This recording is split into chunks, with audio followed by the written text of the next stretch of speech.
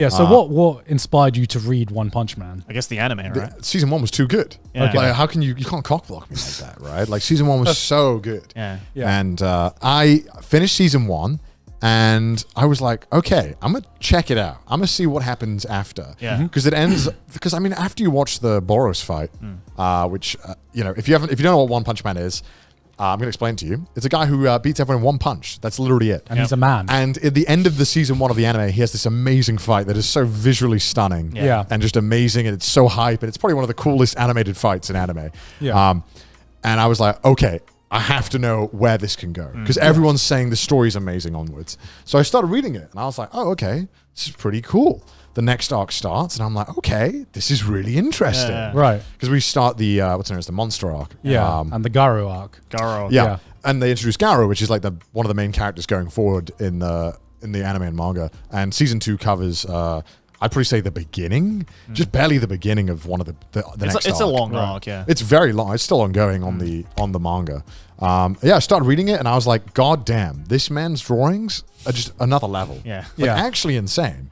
It's insane because I remember reading One Punch Man before the anime came out because everyone was hyping it up. So I was just like, it was the one show when I'm just like, let me just read like a chapter or two just to see You can't read a chapter or two. what I can expect. So I tried reading a chapter or two and then I read everything that was out. You can't. You can't pick that up and not read everything. It's impossible. And then I remember reading it and being like, "There's no way the anime is going to live up to this hype." I was just like, "There's no fucking way." But like, not because the art is like, I think some of the best art that's available. I mean, when you turn there's a panel right where Saitama punches so hard, the clouds split. Yeah. And in this panel, you like the detail on the earth, and the clouds is insane. Yeah. No, there's some panels that are literally just animated keyframes. Yeah. Where you read it and it's just like an anime because it's just basically keyframes, right? So like I was very, very impressed at the team at Madhouse for being able to put their own spin on his amazing fucking art and like living up to this amazing art. But even without that, One Punch Man is some of the best battle shonen like 100% art that you can find in all of anime and manga. Yeah, and I think that I'm very glad that One Punch Man season 1 was animated the way that it was because I think anime season 1 is more of a comedy, and then season 2 onwards is an action. I feel like the comedy very much takes a backseat after the first arc. Well, yeah, because I mean, you can only do so much with that single concept, right? Yeah. But like the way that they made it work every time was so genius and funny. Like One Punch Man season 1 is one of the funniest shows in anime. Yeah, I agree. And in the manga, I feel that although the art is much better, I feel like the comedy doesn't hit as hard because the comedic timing is super important for jokes. And I feel like you can't have as good comedic timing when you're reading something as when you're experiencing the joke. I think it's just like a different experience or a different it's a different type of comedy. But a joke read aloud will always be funnier than a joke you've read. Imagine if One Punch Man season 1 got the same adaptation as season 2, right? What part of the big appeal of One Punch Man, the manga at least, is the art is fucking incredible, right? Yeah. And I feel like just because you see the difference between season 1 and season 2, and just because season 2 just feels so much more flat compared to the manga, and that's just because the story's there, you got the same story, but just the intensity of the art. There's no impact. The intensity I don't know, of the impact of the fights. even though it was slightly disappointing. Yeah. I still loved season 2 of One Punch Man. I really enjoyed it, honestly.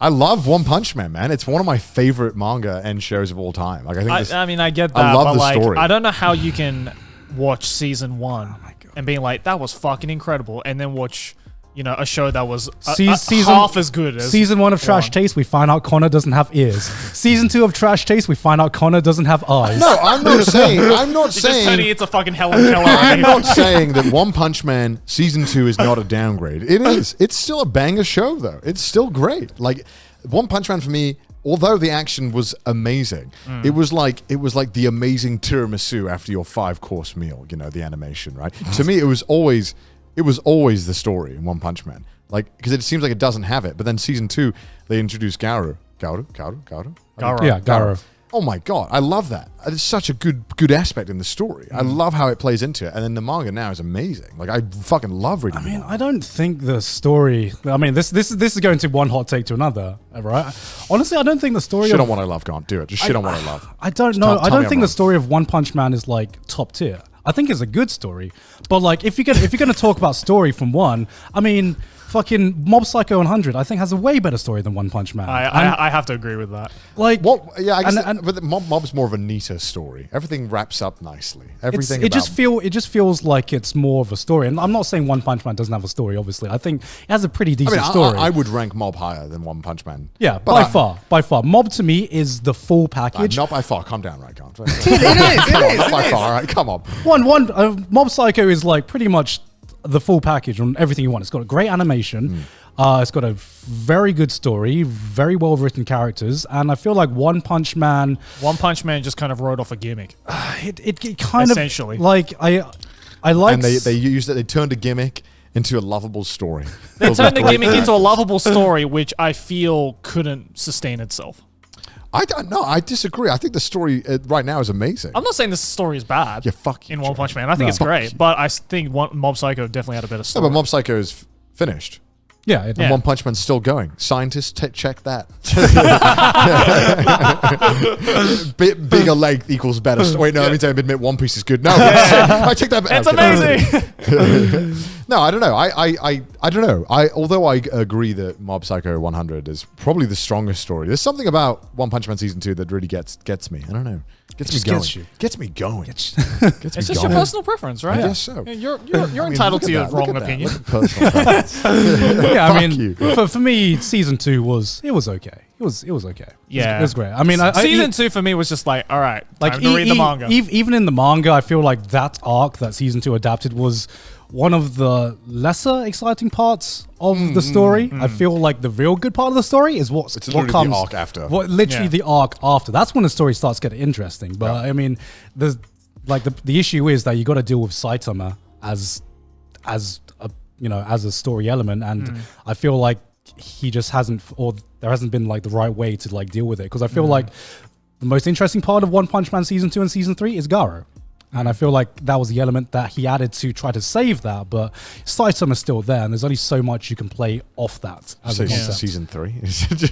I'm saying if season 3 did get adapted, we haven't heard anything about that, have we? No. Did it get announced? No, I don't think so. No. One Punch Man being number 4 though, I do agree with that. I think it. Season 1, yeah. Season 1 was I came out of fucking nowhere and just kind of like.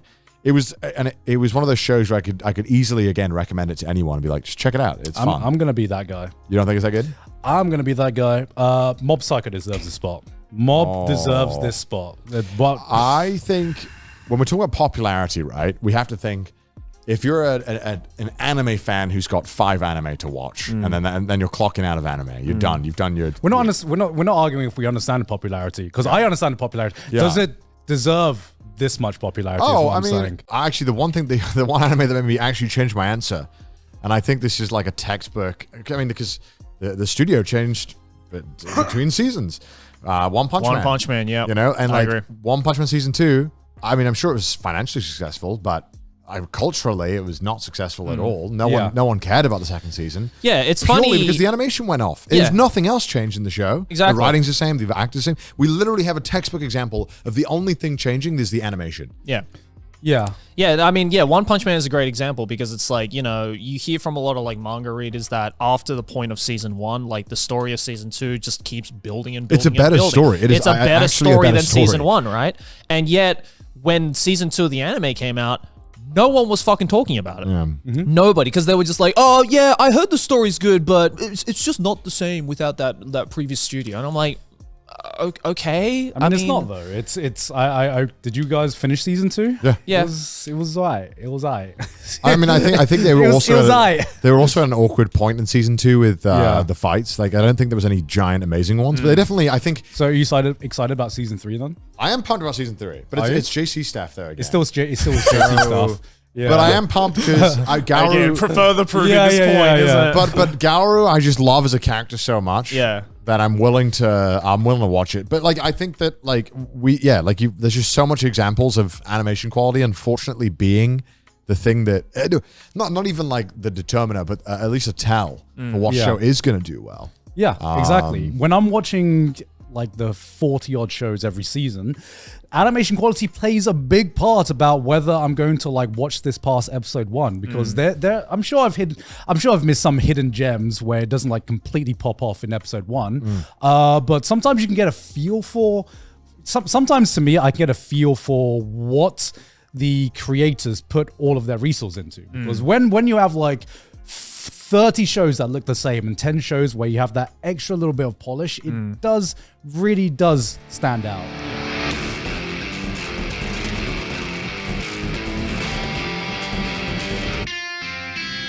One